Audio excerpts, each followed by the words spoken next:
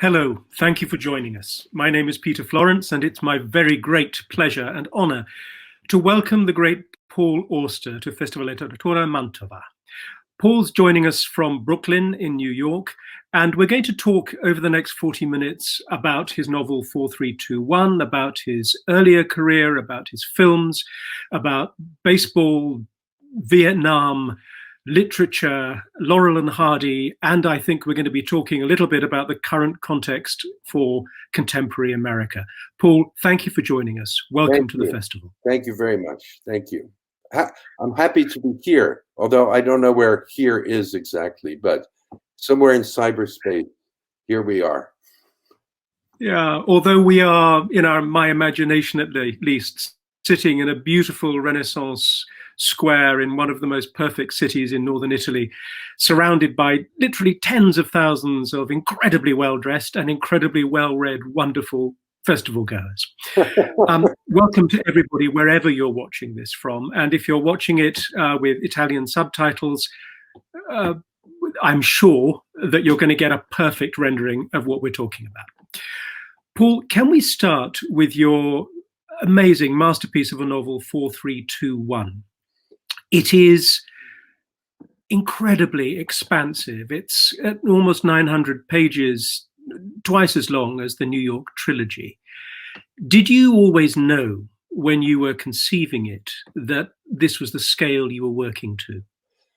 Yes, I did, because I knew that I was writing, in effect, 4 novels in one book. And even though I wanted to move the story along and the prose as swiftly as I could, and I knew that there would be hundreds of things I would not be able to discuss that were in my thoughts, potentially to use. I knew it would be big, and I thought it would take me many, many years to finish. I started it just after my 66th birthday. And 66. And that's a significant year for you. It was. That was the age my father was when he died. And I had this strange, eerie sense that once I got to be older than my father had ever been, I had passed through some invisible curtain into new territory, strange territory. And I think my greatest fear writing the book was that I was going to drop dead before I finished it. So I always work hard on my books, but this one I worked doubly hard.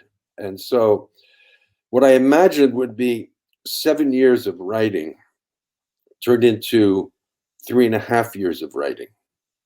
There was, of course, time after that in revisions and proofs, and I was with the book for quite a bit after that. But the essential text was finished in 3.5 years, which seemed to me remarkably fast. And it took me a long time to recover from it. It was a grueling physical experience as well. But I felt all along that I was dancing, and the book just kept writing itself. It was all there in my head, as if I sometimes felt I had been preparing to write this book all my life, and now it was coming out. There's a lot of telling in the book, isn't there? It's as if it's a complete rejection of the show don't tell principle.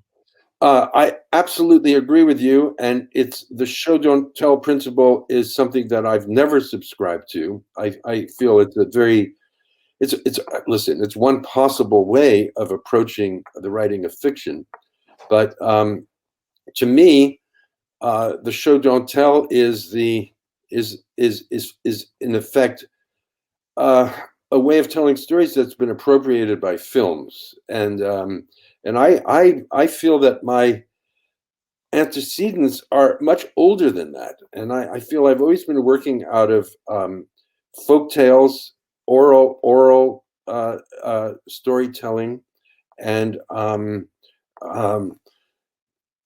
all those other forms that predated what we call the novel or the contemporary novel. So I sometimes don't even consider myself to be a novelist in the strict sense of the word, but a storyteller. Can we just explain the reason it's 4 novels? You take a character and explore the 4 different ways his life can have played out. It's obsessed with the idea of chance, the what if, isn't it?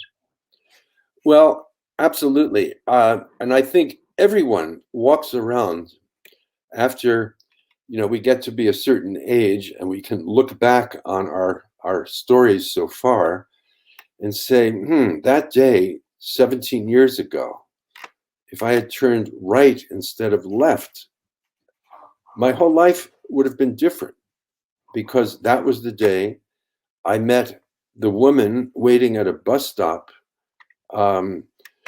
who I eventually married and had a terrible marriage with, and was miserable for the next 5 years.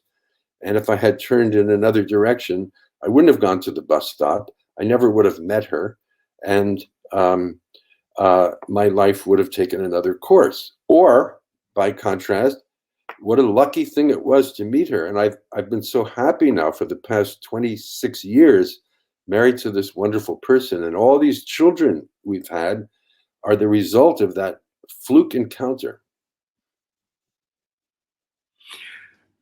You start the book with one of the great old Jewish jokes and put it to beautiful use here.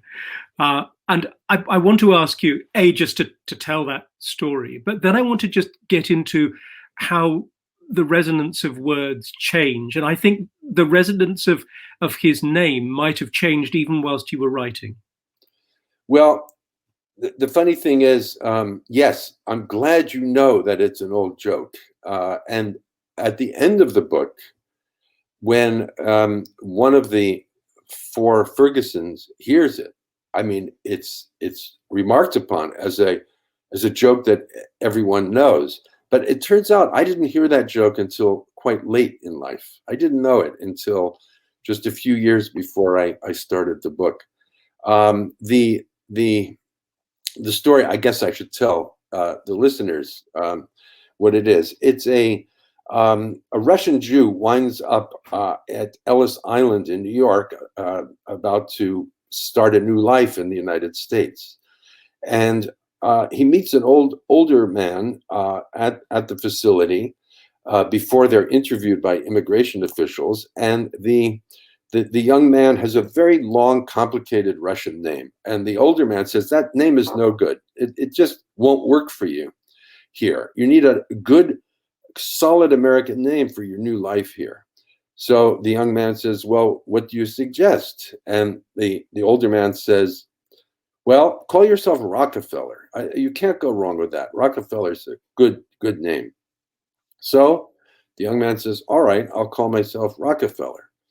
But a few hours go by before he's able to talk to an official. And when he finally does sit down and the man asks him his name, he's forgotten it. He can't remember what the old man told him. And he slaps his head in frustration. And he says in Yiddish, Shane vergessen, which means I forgot. And then they write down his name as Shane Ferguson. Well, Shane was not particularly interesting to me. And I thought, well, I did some research into the Yiddish. And if you put it in with the past participle, I have forgotten, you get ich hab vergessen. And then that turns into Ichabod Ferguson, which I found much funnier. And it launched me into the book. But suddenly, by the time you're published, Ferguson also, for an American public, reads Ferguson, Missouri, right? Well, this was the question, and it's fascinating how even as I was writing a book that is essentially about the 1960s in America, the bulk of the story takes place then. The present was catching up to me all the time. I kept feeling that the social questions I was writing about were still social questions today, half a century later. And it was remarkable. So my original title for the book, which I started in 2013, was Ferguson. I was just simply going to call the book by the name of the character. About a year and a half into the writing of the book, a year in, this terrible event took place in a small place in Missouri that I had never heard of, and I would assume most Americans had never heard of outside of that region, in Ferguson, Missouri, when a young black man was shot by police, Michael Brown. And I realized I could no longer call my novel Ferguson because everyone would think it was a book about that event, which has become a landmark event in American civil rights history and the birth of the Black Lives Matter movement. It all emerged from that Ferguson murder.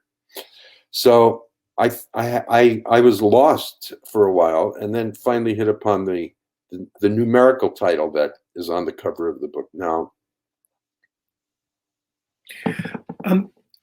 I'm fascinated by the way in which you approach this just overwhelming core idea of race in this book. Given the period that you're exploring, it's inevitable that the civil rights movement is going to be foregrounded in the context. Mm-hmm. But this is one of the fascinating novels written out of a white experience, which engages with that movement from the other side. And I'm intrigued by the degree to which that was one of your core principles when you were setting out on it. Well, listen, this is a country, we all belong to this country, and to ignore the problem of race in the United States, I think, is not fully to live in this place. I think it's part of all of our lives. And it doesn't only affect Black people, it affects white people as well, all people. If we mean to establish a democracy that actually functions and is really equal for everyone, we have to keep wrestling with this question, which is probably the greatest question in American history, and it never ends. And so the four Fergusons, I mean, we haven't said how the book is structured. It is a boy is born on a particular day in Newark, New Jersey in 1947 to parents whose name is Ferguson. And then you have Ferguson 1, Ferguson 2, Ferguson 3, and Ferguson 4. They're the same boy, genetically the same boy with the same parents. But depending on what happens to the parents, their marriage, the work they do, the money they earn or don't earn, the accidents that occur or don't occur, each one of the boys evolves differently from the other three. And so, and as time goes on, the differences among them become more noticeable. They all share the same body, therefore they have the same predilections in that they're all fit physically, they're all talented athletes. They all have very sharp ears and are very sensitive to music. And they all gravitate toward literature and writing in one form or another. I mean, one is becoming a journalist. Another one is a fiction writer. And another one wants to be a film critic. So they're all writers, but they're writing different kinds of things. So So what was the original question? Now we'll get back to it, just so that I can, pursue it. The original question was about engagement with race. Exactly. So in each one of these stories, the Ferguson is involved with Black people in one way or another, and I mean to say, it's good that you picked up on this, because I think a lot of people who read the book, even in the United States, were not aware of how present this issue was in the book. It's to me, it's almost in your face, as they say. But so it goes through, different varieties. One of the Fergusons has a Black friend who actually becomes the boyfriend of Ferguson's stepsister, and they become friends. And this boy is the Black friend. They're all young. Goes through some bad experiences that Ferguson witnesses, and it leads to certain damage. There's another story that actually comes out of my own experience. It's a novel loosely based on the geography and chronology of my life, but it's not an autobiographical novel. I have to emphasize this. The things that happen in the book are invented, but they happen in the place and time in which I experienced vaguely similar things. The one story that I told almost verbatim from my own life was a basketball game I played in at the age of 14. And I was on a team in my New Jersey town, which was sponsored by a Jewish Y. And we would play teams from Ys and other towns in the immediate area in Essex County, New Jersey.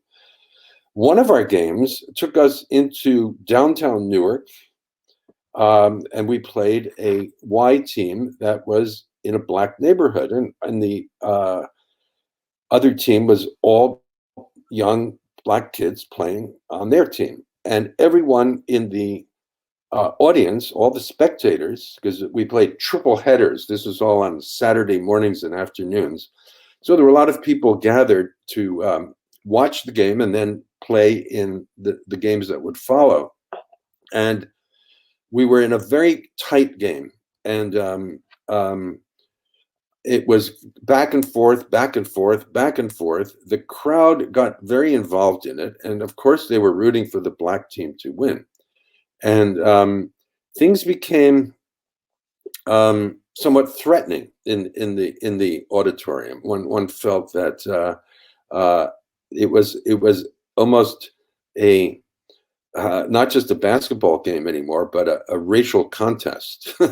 And our coach was a sensitive young man, and he understood that things were getting a little tense and maybe possibly dangerous. The game came down to a tie, and then we played overtime. And then after the first overtime, it was still tied. And then we played a second overtime, and we were still tied. And we were all getting very tired by now, and everyone on both sides was missing shots continually. And then we were in the third overtime, and by now the crowd was at a high pitch of enthusiasm for the home team. And there were 10 seconds left.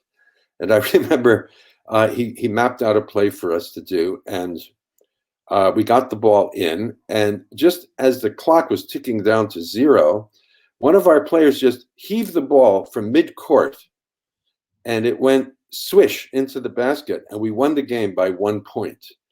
And the coach had told us, if we win, you see that door over there, you have to run out of here as quickly as possible. And so the basket went in, the ball went in the basket, and we all ran out of there because the stands, the people from the stands they wanted to beat us up. And we got out of there by the skin of our teeth.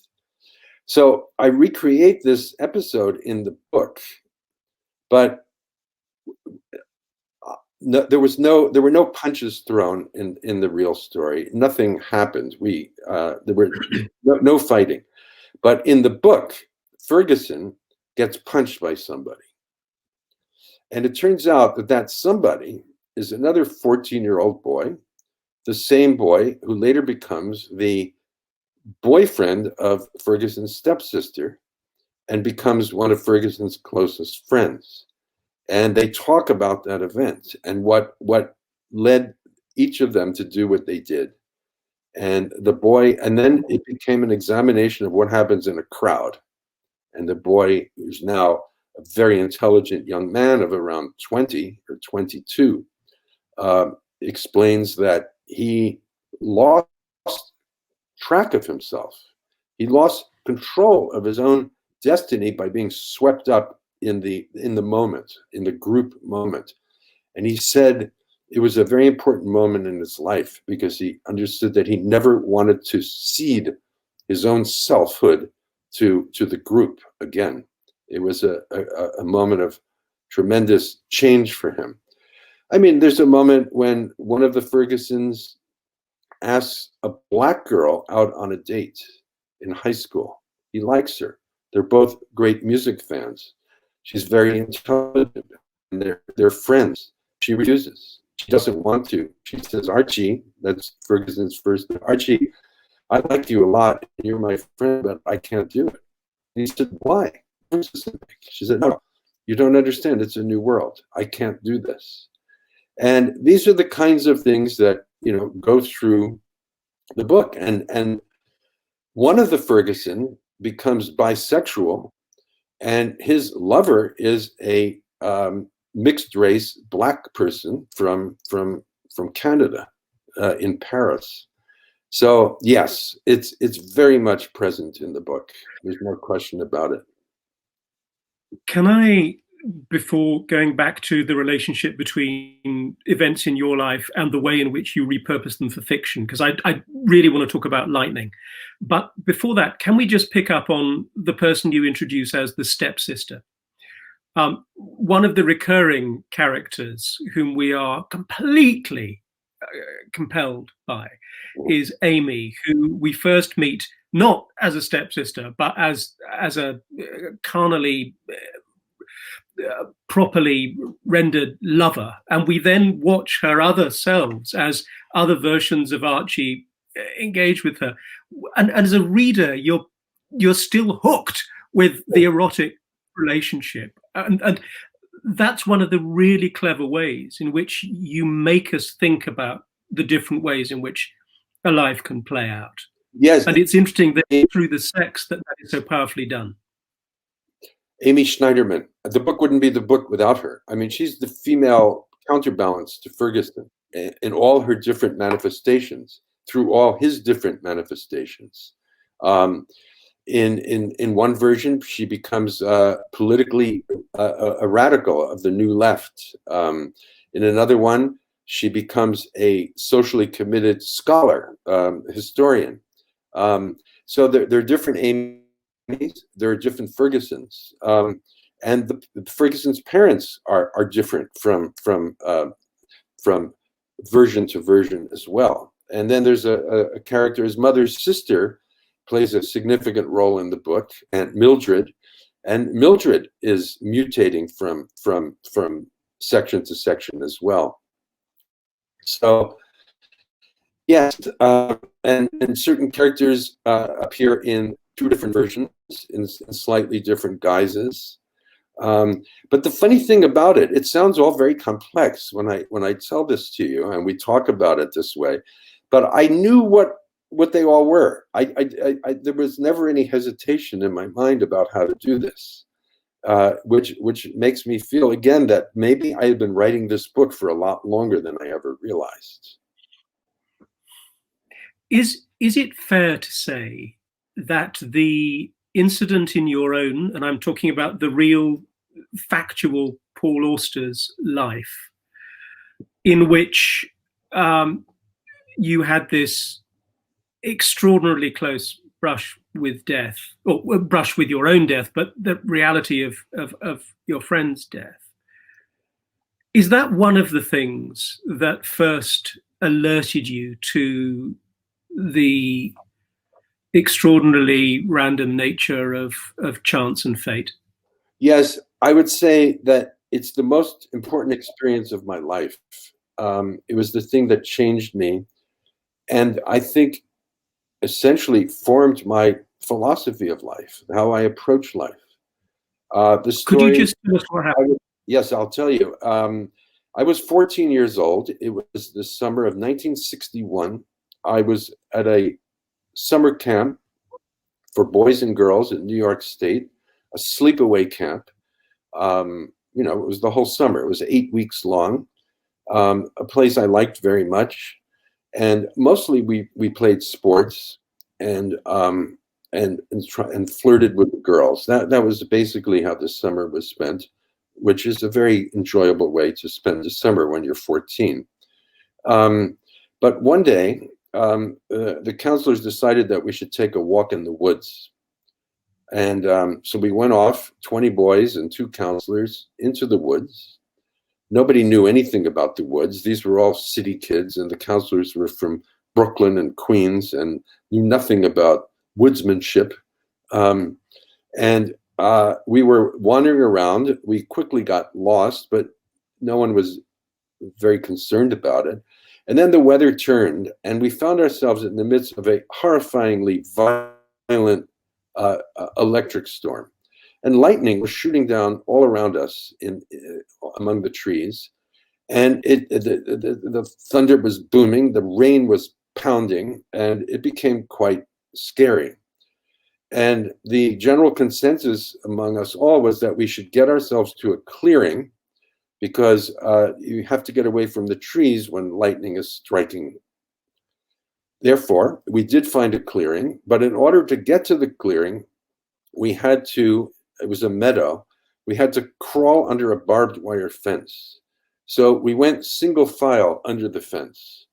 And I was somewhere in the middle of the line, and the boy immediately in front of me was directly under the barbed wire when lightning struck the barbed wire and electrocuted him on the spot.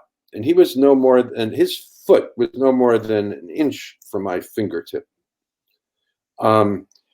He stopped moving, of course, and I had no idea that he was dead. I thought he had been stunned. So I remember crawling around him, crawling under the fence, and then dragging him into the meadow. And for the next hour, the 20 boys sat in this meadow as the rain poured down upon us and the lightning flashed all around us. And I was trying to revive the boy who was dead, even as his lips were turning blue and his eyes were sort of half open, half shut. And he was dead. He'd been electrocuted immediately. That event, and I should say first, curiously enough, it didn't occur to me till much later that, oh, if it had been 6 seconds later or earlier, it would have been me under the fence. That didn't occur to me. This is what had happened, and I was confronting just the bare fact of it. But what I understood from that day was that, and this is a profound realization when you're 14 years old, that anything can happen to us at any time, that the ground we walk on is unstable, and the unexpected is rushing in on us without cease. And it's guided my life, and it's also guided my work, I think. So I'd been walking around with this story all my life. I wrote about it once as a factual piece in a sequence of true short stories that I wrote years ago called The Red Notebook. But still, I had never really explored the full consequences of this. And this is what the book grew out of, this experience. And so in 4321, In fact, it happens twice. Once, Ferguson is the witness of a sudden death by a friend, not from lightning, but from a brain aneurysm. But he sees his best friend at the summer camp collapse in front of his eyes and die. But then there's another telling of this sudden death in the story of one of the other Fergusons, Ferguson 2, who is the victim of a lightning and thunderstorm, but in a different way from the experience that I had. He's under a tree and lightning hits the tree and a branch falls and hits him on the head and kills him. And so I think those two versions, both as victim and witness, were important. I couldn't just do it once. And these things play out at quite different moments in the book. I don't know how many hundreds of pages they're separated, but it's quite a distance. Can I ask you about the wider political and historical context? Because choosing to set this book in the 1960s, you're engaging with a time of extraordinary historical significance for the United States. There is that "where were you when" question that Americans will have about the death of Kennedy, about Vietnam. I guess there is a period of time that needs to elapse before you can fictionalize and understand a time like that. But I wanted to just shift away from the novel for a second to ask whether the extraordinarily volatile and profoundly disquieting political situation in America now is something that makes you respond as a political activist rather than a storyteller. You've stepped up to become president of PEN at a moment of extreme concern for freedom of speech and all the institutions that guarantee those American freedoms of expression that we've come to understand. How does it feel to be, as it were, called into action of some kind? Well, actually, just to clarify the record, I'm not president of PEN. I wasn't. I was willing to do it, but I never did become president of PEN. I've been vice president of PEN. I've been secretary of PEN, but never president. But that's a minor detail. The problem with PEN at this particular moment is that as an organization, it's not allowed to get involved directly in politics. And the moment that we're facing now is so dire and so urgent because the election, of course, is just 2 months away. I've become part of a new group that was formed just a few weeks ago, which is called Writers Against Trump. And we're doing everything we can to inspire people to vote, particularly young people who are inclined not to vote, particularly the young people who are not pleased with the Democratic ticket, think it's not progressive enough for them. And we, writers, and now within 10 days or so, I think our group is now 1,100 different writers in America of all kinds, all ages, races, and different kinds of writers, novelists, poets, essayists, screenwriters, playwrights, and even songwriters. Anyone who writes is eligible to be part of it. And with the help of some young people, one of them, my daughter, we now have an online presence, and we're devoting a lot of our time to this.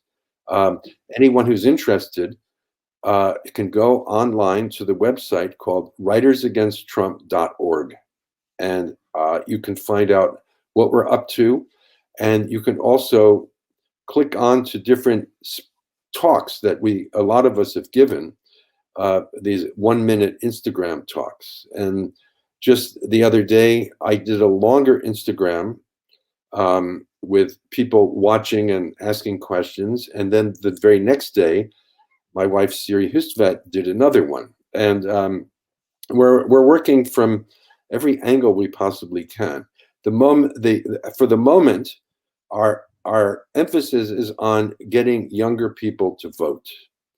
But we are preparing ourselves for the post-November 3rd chaos, which seems inevitable in the United States, when the election will not have been decided because of so many mail-in ballots, and the threat of Trump and the Republicans claiming victory when they haven't won, or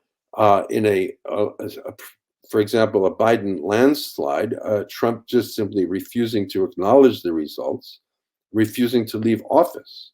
These things have never happened in the history of the United States. We have been a country plagued with problems, but we have also been a country that has essentially followed protocols and laws. And for over 200 years, we've had peaceful transition of power. Each and every time a new president has been elected, the public and the opposing party has acknowledged that, and we move on. But this time, everything is up in the air because I believe the whole American experiment is in peril right now. We're at great risk of seeing this flawed democracy slip into an authoritarian form of government. And once that happens, I don't know if we'll ever get back the American experiment. It will be over. So all of us are working with a sense of extreme urgency to try to do whatever little bit we can. There are hundreds of groups across America also doing what they can. But we'll see if it's enough. I have no idea. But I think at this point, both Siri and I, it's impossible for us just to sit back and watch and feel miserable about everything without doing something, whatever it is we can do. And we're doing it, yes, as writers, because we're writing statements and delivering them, but mostly as just citizens who are desperately concerned about what we're facing. Okay, can I move you now in a huge leap away from direct politics and into form again? You talk, as you write, with such elegance and playfulness, interestingly, even when talking about the most serious subjects. I'd love to know, as would Nicola, who sent a question in on email, about the way in which your experience working in film with Smoke and Blue in the Face might have changed your attitude to language. Oh, it's an interesting question. And I have to say, it hasn't changed me at all. Not in the least. What I found so interesting writing Smoke, and I've been involved in 4 films because I've written and directed 2 others that aren't so well known, but I did them, and these films are coming back. In the next year or 2, they'll be re-released and available on new DVDs and Blu-rays. So writing a screenplay is a different form altogether from writing a novel. And it was a great challenge for me to do it. I had to think in another way. Writing a novel, I feel you're living in 3 dimensions, and you can smell things, you can taste things. You have a sense of the past, the present, and the future. You can write about them very quickly and easily. You can write, for example, in a novel, every day for 20 years, I went to the corner and bought the morning newspaper. How do you show that in a film? It's very difficult because the film is always in the present. Even when you have a flash back or a flash forward, the images are in the present. And a film is not 3-dimensional, it's 2-dimensional. You're essentially writing for a rectangle, what filmmakers call the frame. And if there's any cousin to the screenplay. It's theater, and writing a play and writing a novel are very, very different. So no, it has not changed me at all in the way I write novels, but it has just given me something else to do, another form to work in. And I found it very, very stimulating. And I've enjoyed all my experiences a great deal, some more difficult than others, but all of them rewarding in one way or another. Could you just expand a little on what might be happening with your other films? I'm assuming this is Lulu on the Bridge and Martin Frost. Exactly right. Exactly right. For very complicated reasons, these films didn't get viewed by very many people. I don't want to bore the audience with the reasons, but a company here in New York, Kino Lorber, which is a very good distributor of art films and also has a very extensive list of DVDs. They want to do these things and relaunch them, and I'm very pleased. Last year in Lausanne, Switzerland, there's a little film festival there, and I had my first retrospective, which was actually quite thrilling to me.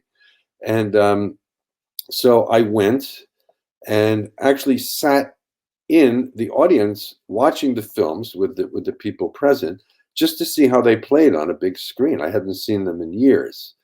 And the response was very good. And I looked at the films after not looking at them for so long, thinking, well, they're very strange, these two films particularly, but they're exactly what I wanted to do.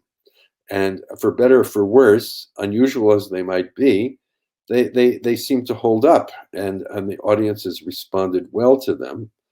And I felt then that what the discussions I had had with Richard Lorber were actually useful, worthwhile, and that it made sense to reissue these films and see what would happen. So I'm happy about that. Staying on the theme of film, one of the questions here from Marta is about your wonderful engagement with Laurel and Hardy. Yes. Laurel and Hardy, I always liked as a kid. As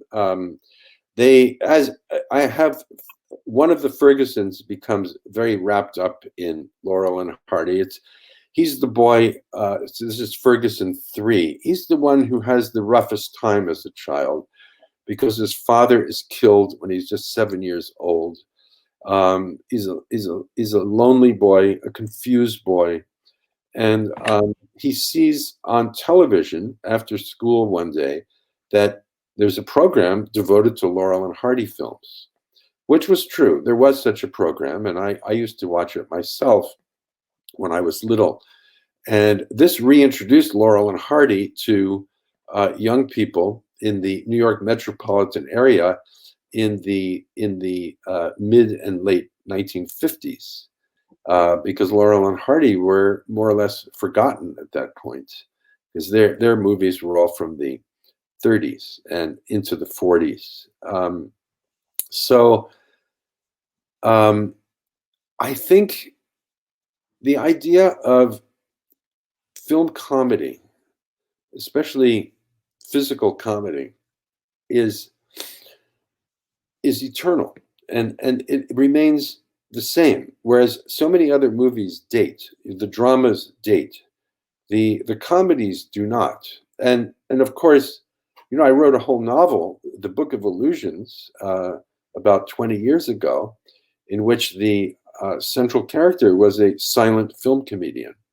So these are areas of art that interest me a great deal, and I think Laurel Hardy are the best team, that two-man team that ever existed on film.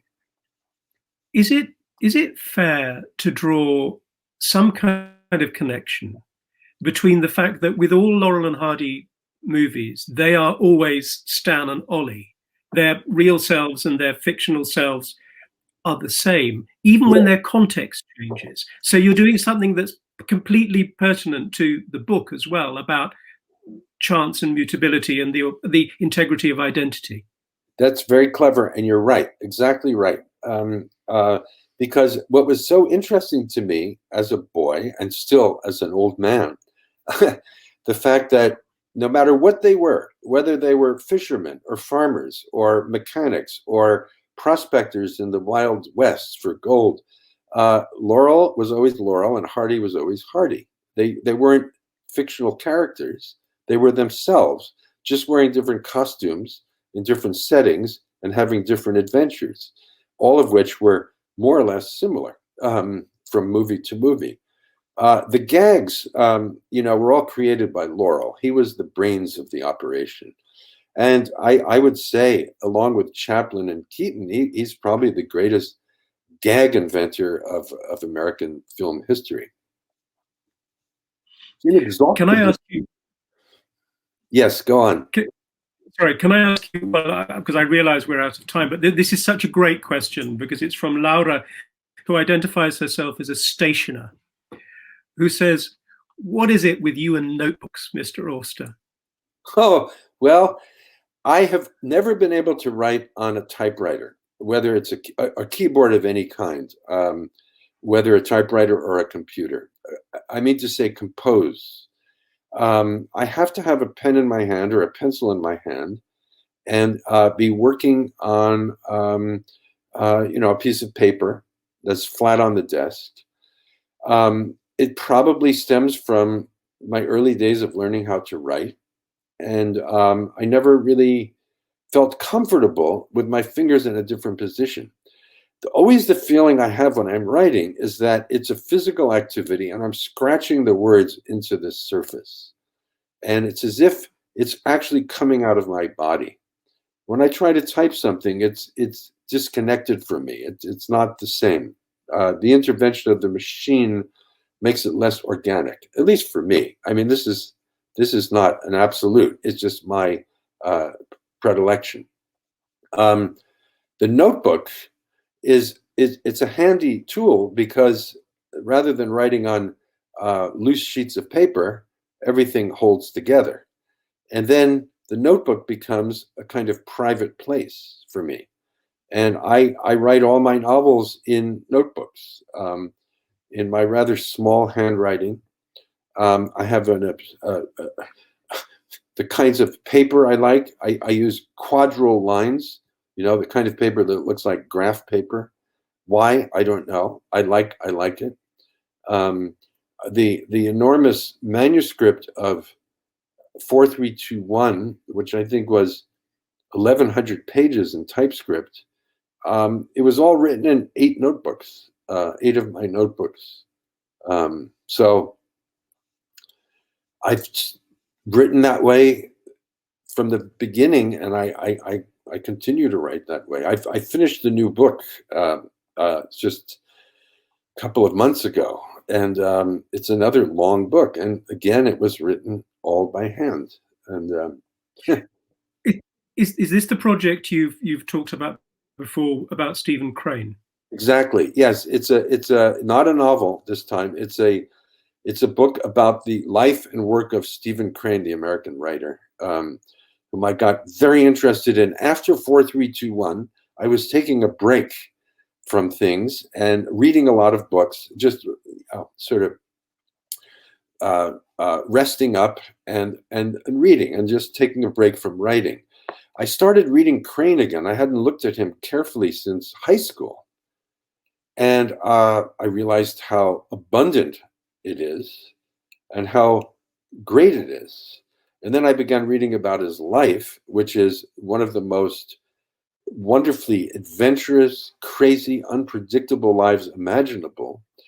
And thought, well, I would like to write a book about Crane, something short. Oh, maybe 200 pages or so. Well, this manuscript is 1,000 typescript pages. Again, it's an enormous thing. But I kept asking myself, why am I doing this? What compels me to spend all this time writing about this young man who died at the age of 28 in 1900. And at a certain point, fairly early in the process, I realized that Crane is Ferguson 5. He's the real living embodiment of the young man that I was trying to portray in my novel.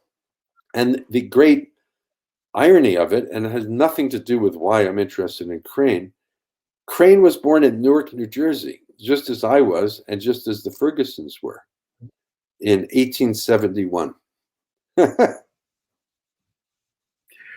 I can't wait. Well, Paul, thank you very much for your time. Thank you for your generosity. Thank you for all those stories and the wisdom and the way in which you tell them. It's been a great pleasure to have you. Thank you. Thank you, Peter. You were excellent, and I enjoyed it immensely. Thank you. Thank you.